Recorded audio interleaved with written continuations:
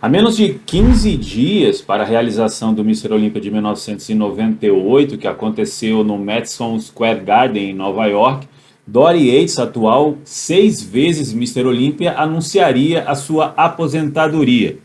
E isso se oficializa no palco quando o Wayne DeMilia convida a Dory Yates para explicar os reais motivos da sua aposentadoria. Dory Yates então deixa claro para os 5.600 espectadores que estavam naquela noite no Madison Square Garden que, na verdade, os reais motivos da sua aposentadoria era que, de fato, o seu corpo já não suportava mais os treinos e as lesões adquiridas na sua carreira. Bom, mas antes da gente continuar essa história, já deixa aí o seu like, o seu melhor comentário, isso fortalece demais o canal. O algoritmo entende que esse vídeo é relevante para você e mostra para mais pessoas. E ao final desse vídeo, não se esqueça de dar uma passadinha lá no site da Black School e aproveitar as promoções, obviamente usando o meu cupom. Surgia então uma incógnita: quem seria o novo Mr. Olympia? Quem assumiria a coroa e o legado de administrar o Sandown? Bom, alguns candidatos ao título eram óbvios, né? Como, por exemplo, o Flex Wheeler, que apesar de não ter competido em 1997 por motivos estranhos, havia vencido tanto o Arnold Classic quanto o Ironman. Em 98, o Flex Wheeler ele venceu novamente o Arnold Classic e o Ironman, e deixava claro que ele era o postulante número 1 ao título. Já o Nasser El-Sanbat, que vinha de 1997 com um segundo lugar muito contestado por muitos fãs do bodybuilding, também era um outro forte candidato ao título. Fora que você ainda tinha o Shao Rei, que naquele ano competiria pela 10ª vez no Mr. Olympia, e o Maryland Muscle Machine, Kevin Levrone. Todos esses eram fortíssimos candidatos ao título. Mas você esqueceu de falar do Ronnie Coleman. Bom, o Ronnie Coleman naquela ocasião nem sequer era cogitado pelos seus colegas de palco como alguém que estaria entre o top 6, tendo em vista que em 97 o Ronnie Coleman ficou apenas com a 9ª colocação. Mas isso mudou de figura a partir do momento em que o Big Coleman entrou no backstage. Bom, alguns fatos extremamente interessantes aconteceram ainda no pré-julgamento daquele Mr. Olympia de 98. Tirando o fato de que Paul Gillett sofreu por desidratação, passou mal e foi retirado do palco. Não somente retirado do palco, mas também da competição.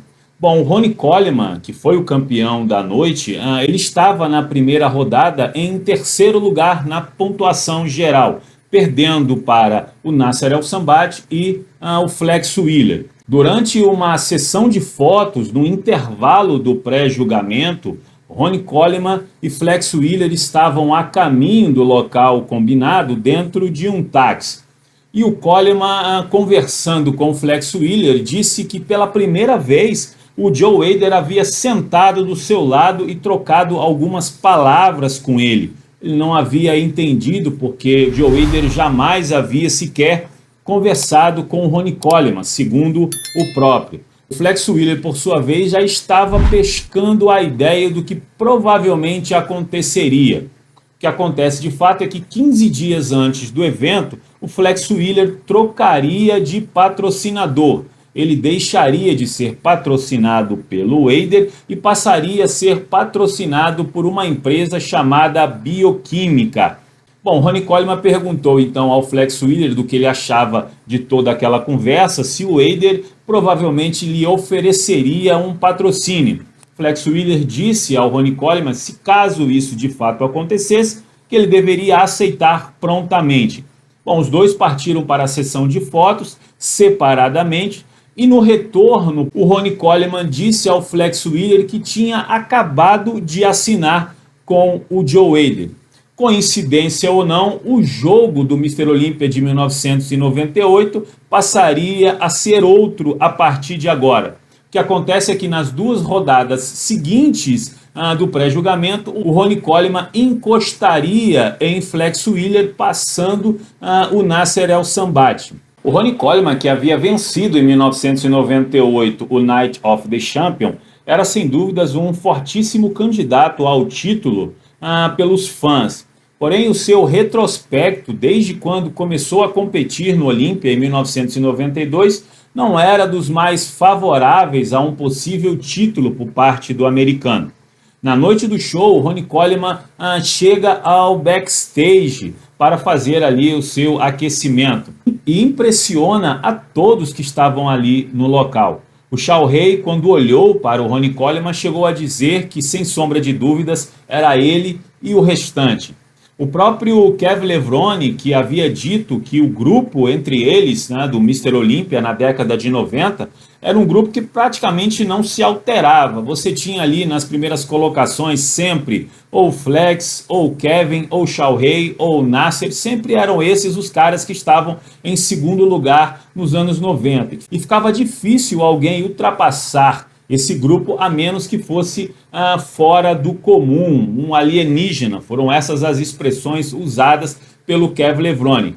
Foi aí então que apareceu o Ronnie Coleman, numa versão totalmente repaginada, jamais vista. Uma mudança de 1997 para 1998. Ficava claro que na noite do show, Ronnie Coleman seria não somente alguém que estaria entre os 6 primeiros, mas um fortíssimo candidato ao título. O Mr. Olympia de 1998, sem sombra de dúvidas, foi o melhor da sua geração. O que vimos no palco foram atletas com um enorme potencial ao título. Afinal de contas, Dorian Yates, que havia deixado seu posto, não estava mais competindo. Então era possível ver claramente que os demais atletas que competiram contra ele durante os anos 90 queriam a sua coroa. Porém, o 9º lugar do ano anterior não estava ali para brincadeiras, apesar de que o próprio Ronnie Coleman havia declarado que não esperava muito na noite do show. Se ele estivesse entre os 6 primeiros, já era um grande feito. Afinal de contas, ele nunca esteve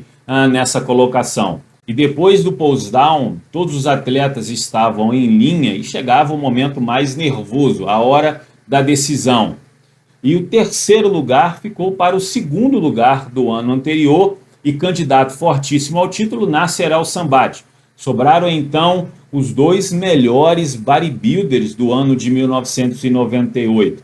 O Flex Wheeler, que havia vencido o Ironman e o Arnold Classic, e o Coleman, que havia vencido o Night of the Champion. Todos esperavam que a disputa fosse realmente acirrada. E o mais esperado era que, obviamente, Flex Wheeler vencesse o Mr. Olympia naquela noite. Porém, a grande surpresa veio com o anúncio de Flex em 2º lugar. Ronnie Coleman então desaba ao chão, não acreditando que ele era o maior fisiculturista da atualidade. Ganharia não somente o Sandon, o título de Mr. Olympia, mas dos melhores bodybuilders já feitos em qualquer outra geração. Começava então o seu legado, a sua dinastia, que durou até 2005. Agora, a grande questão desse evento foi o fato de que Flex Wheeler, trocando de patrocínio, poderia ter deixado o título escapar das suas mãos. Será que Ronnie Coleman teria vencido o show tendo em vista a política que envolvia o Mr. Olympia? Ou será que o Flex Wheeler, se não tivesse trocado de patrocínio, teria vencido o show?